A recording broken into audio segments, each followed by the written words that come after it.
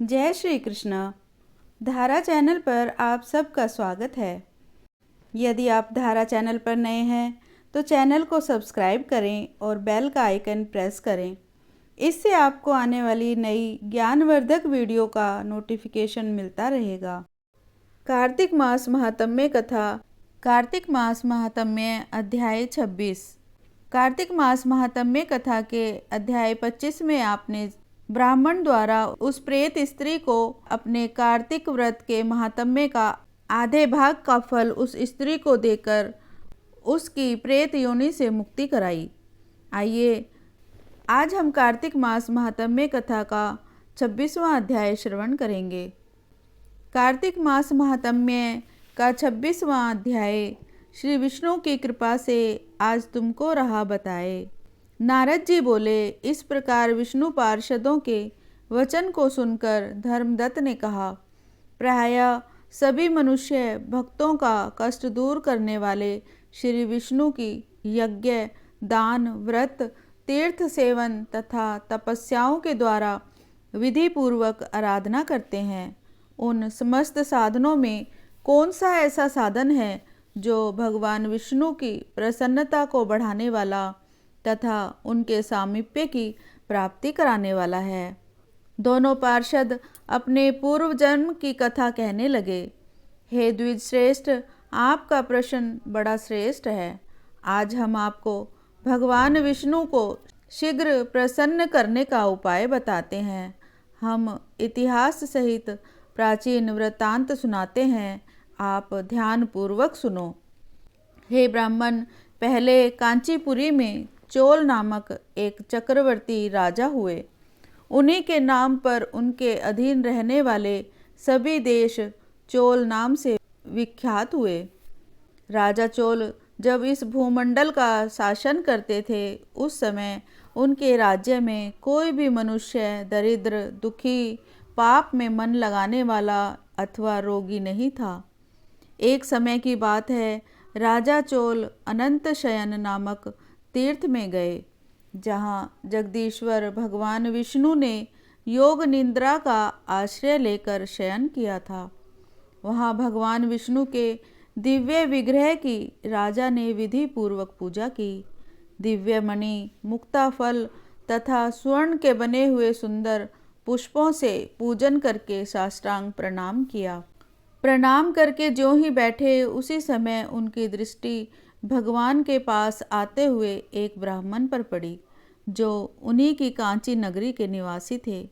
उनका नाम विष्णुदास था। उन्होंने भगवान की पूजा के लिए अपने हाथ में तुलसी दल और जल ले रखा था। निकट आने पर उन ब्राह्मण ने विष्णु सूक्त का पाठ करते हुए देवादिदेव भगवान को स्नान कराया और तुलसी की मंजरी तथा पत्तों से उनकी विधिवत पूजा की। राजा चोल ने जो पहले से रत्नों से भगवान की पूजा की थी, वह सब तुलसी पूजा से ढक गई।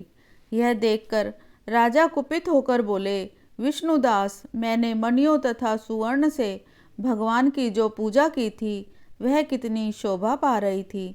तुमने तुलसी दल चढ़ाकर उसे ढक दिया। बताओ, ऐसा क्यों किया? मुझे तो ऐसा जान पड़ता है कि तुम दरिद्र और गंवार हो, भगवान विष्णु की भक्ति को बिल्कुल नहीं जानते। राजा की यह बात सुनकर द्विज श्रेष्ठ विष्णुदास ने कहा, राजन, आपको भक्ति का कुछ भी पता नहीं है। केवल राजलक्ष्मी के कारण आप घमंड कर रहे हैं। बतलाइए तो, आज से पहले आपने कितने वैष्णव व्रतों का पालन किया है? तब नृप श्रेष्ठ चोल ने हंसते हुए कहा, तुम तो दरिद्र और निर्धन हो, तुम्हारी भगवान विष्णु में भक्ति ही कितनी है। तुमने भगवान विष्णु को संतुष्ट करने वाला कोई भी यज्ञ और दान आदि नहीं किया, और न ही पहले कभी कोई देव मंदिर ही बनवाया है। इतने पर भी तुम्हें अपनी भक्ति का इतना गर्व है।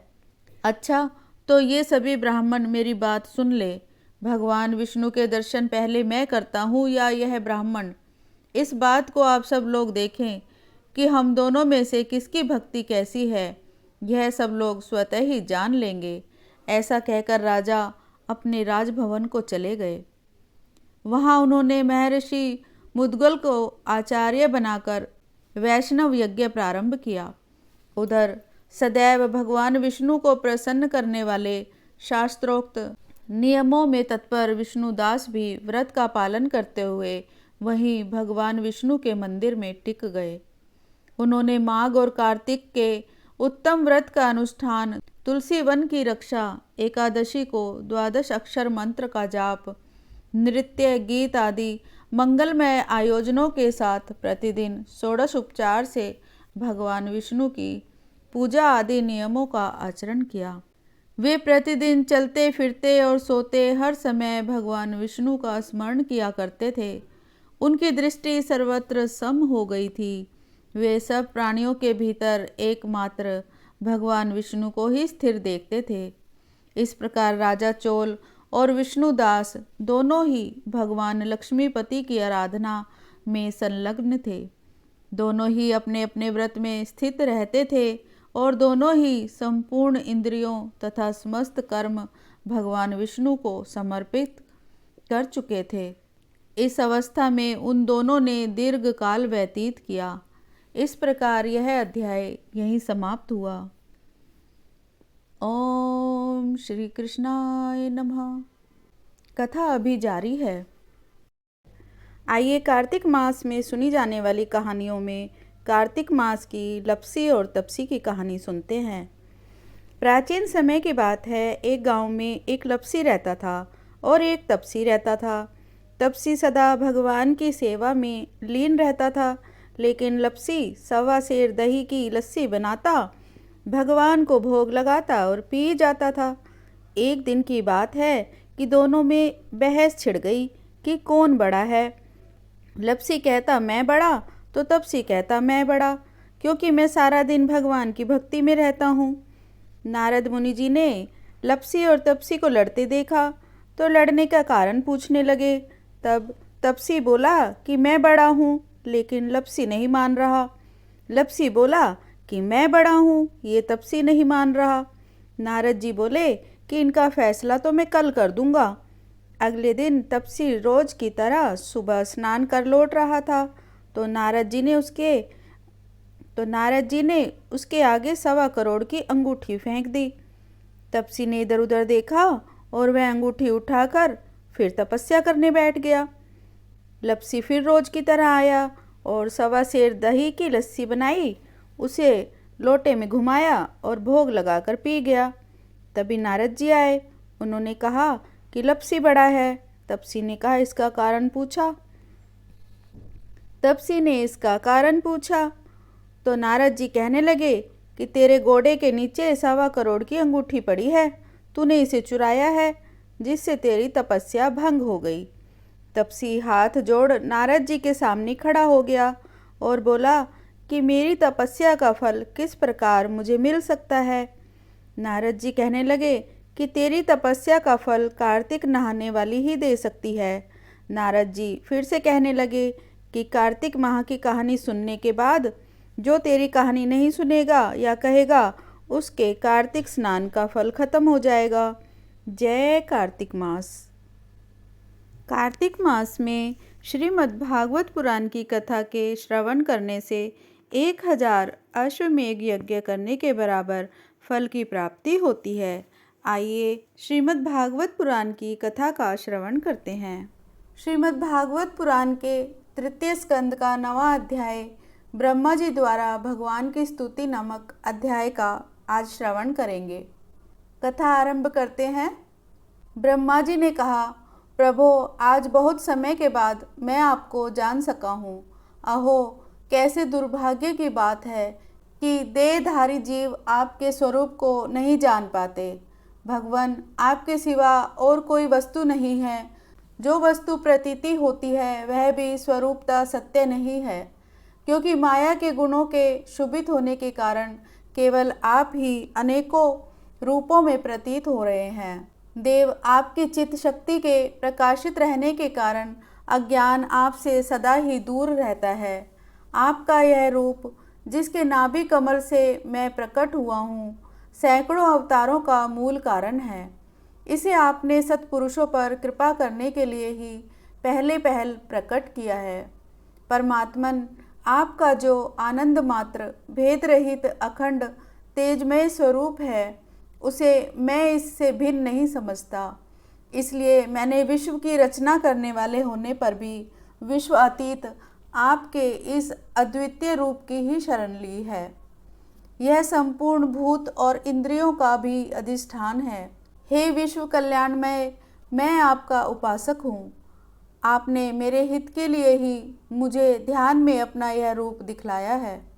जो पापात्मा विषय आसक्त जीव हैं, वे ही इसका अनादर करते हैं। मैं तो आपको इसी रूप में बार बार नमस्कार करता हूँ।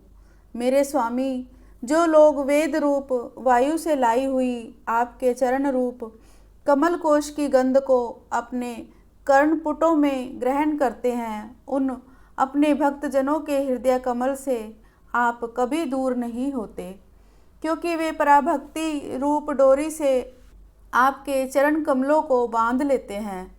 जब तक पुरुष आपके अभयप्रद चरणारविंदों का आश्रय नहीं लेते, तभी तक उसे धन, घर और बंधुजनों के कारण प्राप्त होने वाले भय, शोक, लालसा, दीनता और अत्यंत लोभ आदि सताते हैं, और तभी तक उसे मेरेपन का दुराग्रह रहता है, जो दुख का एकमात्र कारण है।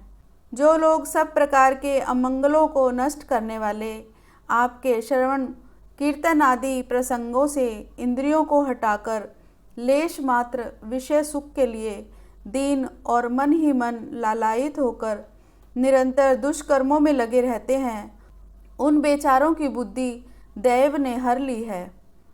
हे उरुक्रम, हे भगवान, इस प्रजा को भूख, प्यास, वात, पित्त, कफ, सर्दी, गर्मी, हवा और वर्षा से परस्पर एक दूसरे से तथा कामाग्नि और दुस्सह क्रोध से बार बार कष्ट उठाते देखकर मेरा मन बड़ा खिन्न होता है। स्वामी, जब तक मनुष्य इंद्रिय और विषय रूप माया के प्रभाव से आपसे अपने को भिन्न देखता है, तब तक उसके लिए इस संसार चक्र की निवृत्ति नहीं होती। यद्यपि यह मिथ्या है, तो भी कर्म फल भोग का क्षेत्र होने के कारण उसे नाना प्रकार के दुखों में डालता रहता है। हे देव, औरों की तो बात ही क्या है, जो साक्षात मुनि हैं, वे भी यदि आपके कथा प्रसंग से विमुख रहते हैं तो उन्हें संसार में फंसना पड़ता है। वे दिन में अनेक प्रकार के व्यापारों के कारण विक्षिप्त चित्त रहते हैं, रात्रि में निद्रा में अचेत पड़े रहते हैं।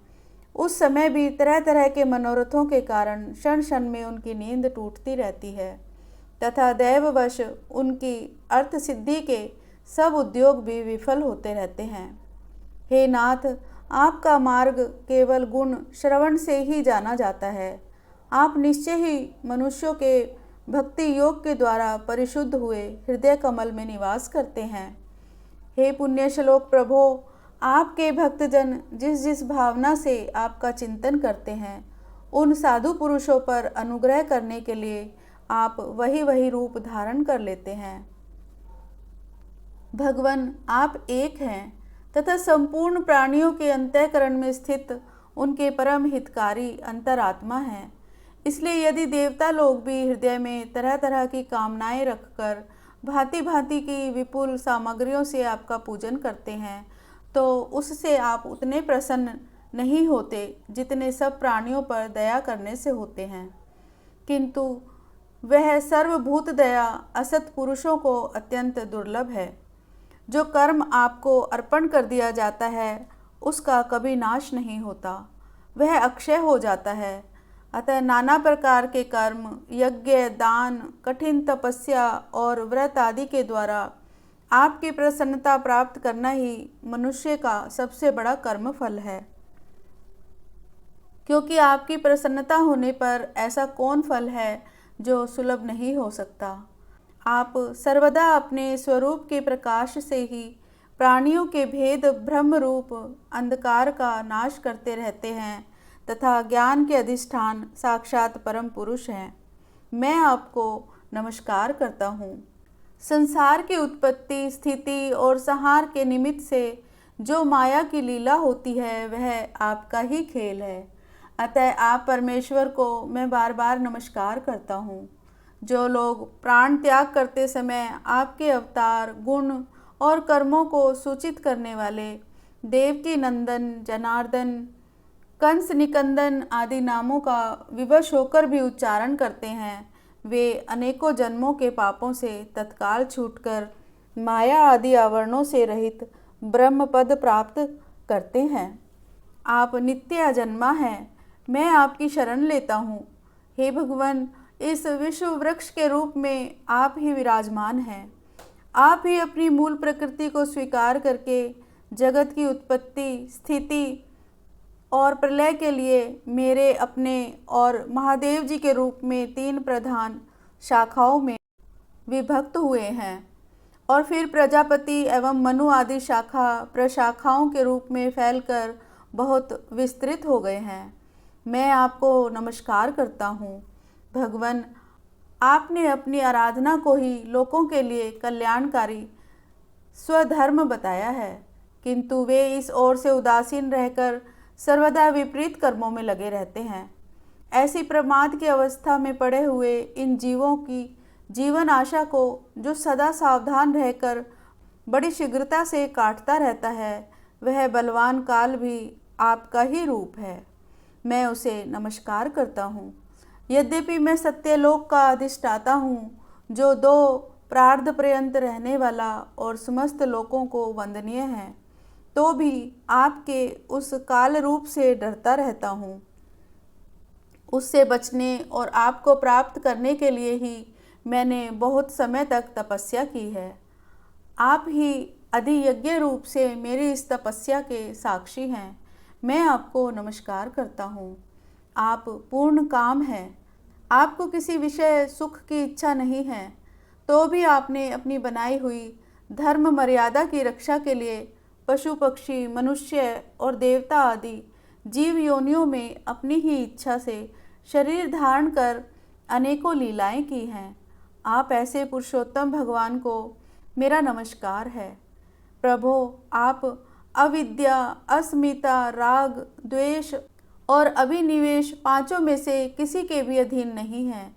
तथापि इस समय जो सारे संसार को अपने उदर में लीन कर भयंकर तरंगमालाओं से विक्षुब्ध प्रलयकालीन जल में अनंत विग्रह की कोमल शैया पर शयन कर रहे हैं, वह पूर्व कल्प की कर्म परंपरा से श्रमित हुए जीवों को विश्राम देने के लिए ही है।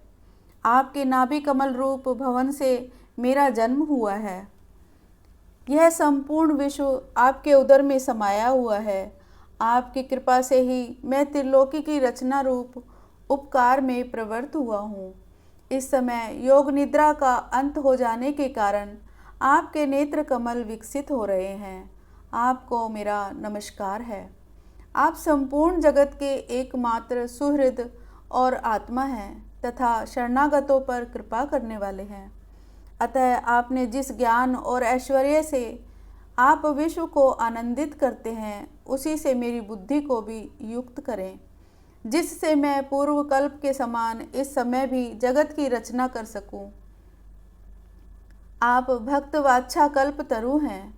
अपनी शक्ति लक्ष्मी जी के सहित अनेकों गुण अवतार लेकर आप जो जो अद्भुत कर्म करेंगे, मेरा यह जगत की रचना करने की उद्यम भी उन्हीं में से एक है। अतः इसे रचते समय आप मेरे चित्त को प्रेरित करें, शक्ति प्रदान करें, जिससे मैं सृष्टि रचना विषयक अभिमान रूप मल से दूर रह सकूं। प्रभो, इस प्रलयकालीन जल में शयन करते हुए आप अनंत शक्ति परम पुरुष के नाभि कमल से मेरा प्रादुर्भाव हुआ है और मैं हूँ भी आपकी ही विज्ञान शक्ति। अतः इस जगत के विचित्र रूप का विस्तार करते समय आपकी कृपा से मेरी वेद रूपी वाणी का उच्चारण लुप्त ना हो। आप अपार करुणामय पुराण पुरुष हैं। आप परम प्रेममय मुस्कान के सहित अपने नेत्र कमल खोलिए और शेष सैया से उठकर विश्व के उद्भव के लिए अपनी सुमधुर वाणी से मेरा विषाद दूर कीजिए। श्री मैत्री जी कहते हैं, विदुर जी, इस प्रकार तप, विद्या और समाधि के द्वारा अपने उत्पत्ति स्थान श्री भगवान को देखकर तथा अपने मन और वाणी की शक्ति के अनुसार उनकी स्तुति कर ब्रह्मा जी थके से होकर मौन हो गए। श्री मधुसूदन, भगवान ने देखा कि ब्रह्मा जी इस प्रलय जल राशि से बहुत घबराए हुए हैं तथा लोक रचना के विषयों में कोई निश्चित विचार न होने के कारण उनका चित्त बहुत खिन्न है। तब उनके अभिप्राय को जानकर वे अपने गंभीर वाणी से उनका खेद शांत करते हुए कहने लगे।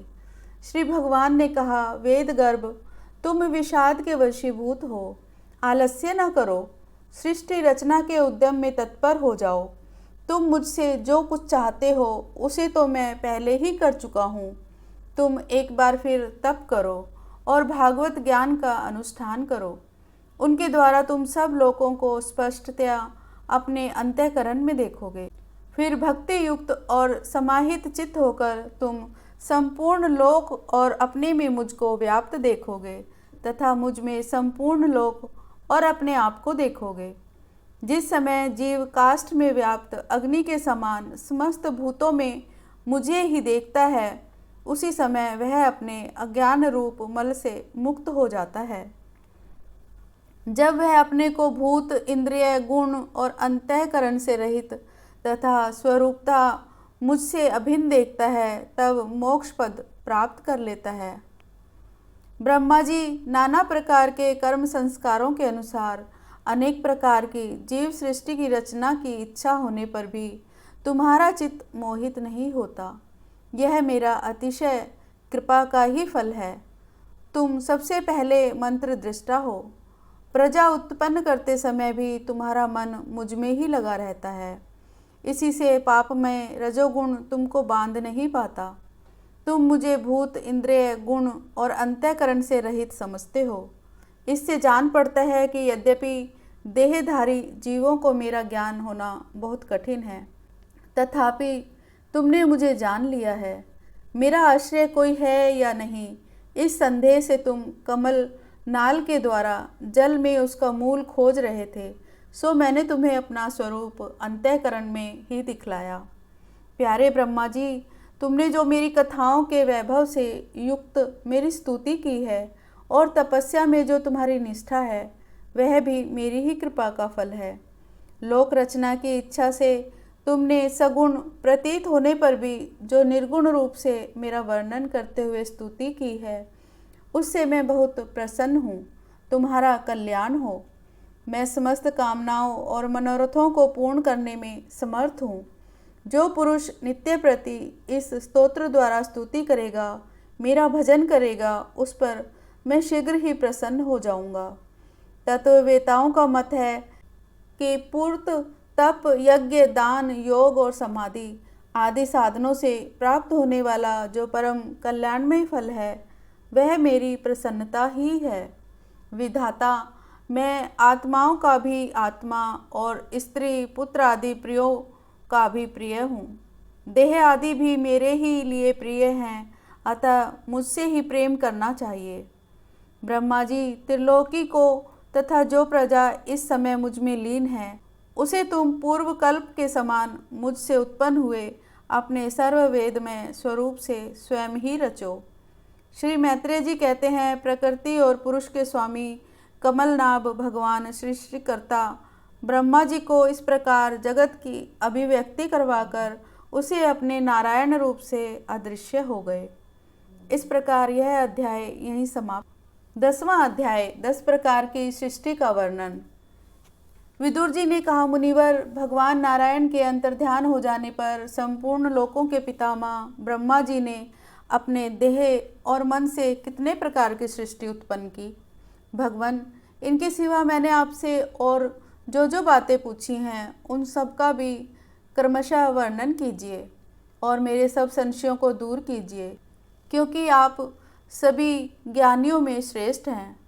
सूत जी कहते हैं, शौनक जी, विदुर जी के इस प्रकार पूछने पर मुनिवर मैत्रेय जी बड़े प्रसन्न हुए और अपने हृदय में स्थित उन प्रश्नों का इस प्रकार उत्तर देने लगे। श्री मैत्रेय जी ने कहा, अजन्मा भगवान श्री हरि ने जैसा कहा था, ब्रह्मा जी ने भी उसी प्रकार चित्त को अपने आत्मा श्री नारायण में लगाकर 100 दिव्य वर्षों तक तप किया। ब्रह्मा जी ने देखा कि प्रलयकालीन वायु के झकोरों से जिससे वे उत्पन्न हुए हैं तथा जिस पर वे बैठे हुए हैं, वह कमल तथा जल काँप रहे हैं। प्रबल तपस्या एवं हृदय में स्थित आत्मज्ञान से उनका विज्ञान बल बढ़ गया और उन्होंने जल के साथ वायु को भी पी लिया। फिर जिस पर स्वयं बैठे हुए थे, उस आकाशव्यापी कमल को देखकर उन्होंने विचार किया कि पूर्व कल्प में लीन हुए लोकों को मैं इसी से रचूंगा। तब भगवान के द्वारा सृष्टि कार्य में नियुक्त ब्रह्मा जी ने उस कमल कोश में प्रवेश किया और उस एक के ही भू भुव स्वः ये 3 भाग किए। यद्यपि यह कमल इतना बड़ा था कि उसके 14 भुवन या इससे भी अधिक लोकों के रूप में विभाग किए जा सकते थे। जीवों के भोग स्थान के रूप में इन्हीं 3 लोकों का शास्त्रों में वर्णन हुआ है।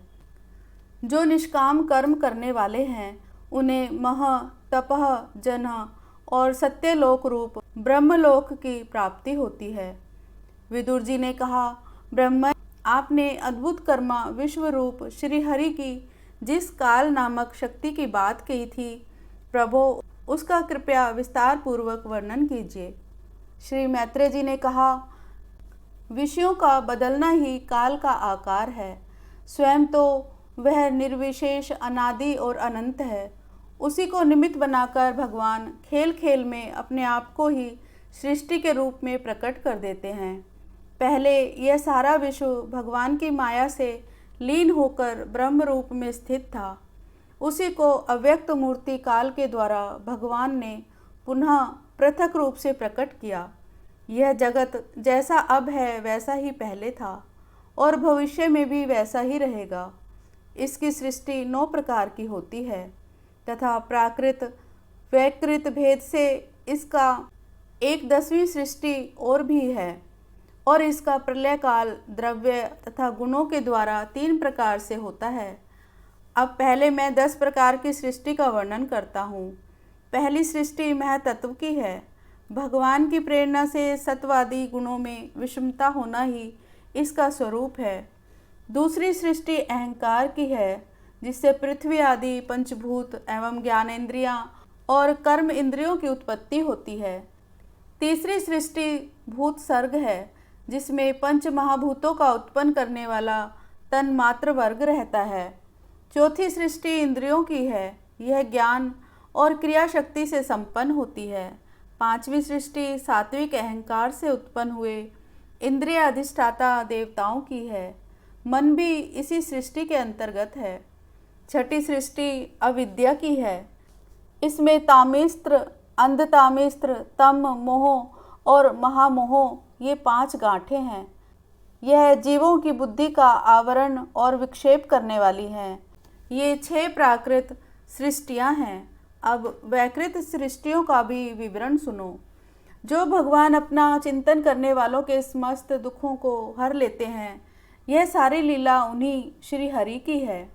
वे ही ब्रह्मा के रूप में रजोगुण को स्वीकार करके जगत की रचना करते हैं।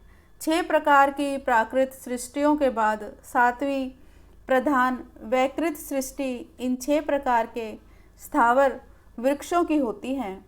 वनस्पति, औषधि, लता, त्वक्सार, विरुद्ध और द्रुम, इनका संचार नीचे से ऊपर की ओर होता है, अर्थात जड़ से ऊपर की ओर होता है। इनमें प्रायः ज्ञान शक्ति प्रकट नहीं रहती। ये भीतर ही भीतर केवल स्पर्श का अनुभव करते हैं तथा इनमें से प्रत्येक में कोई विशेष गुण रहता है। 8वीं सृष्टि त्रिय योगिनियों अर्थात पशु पक्षियों की है। वह 28 प्रकार की मानी जाती है। इन्हें काल का ज्ञान नहीं होता।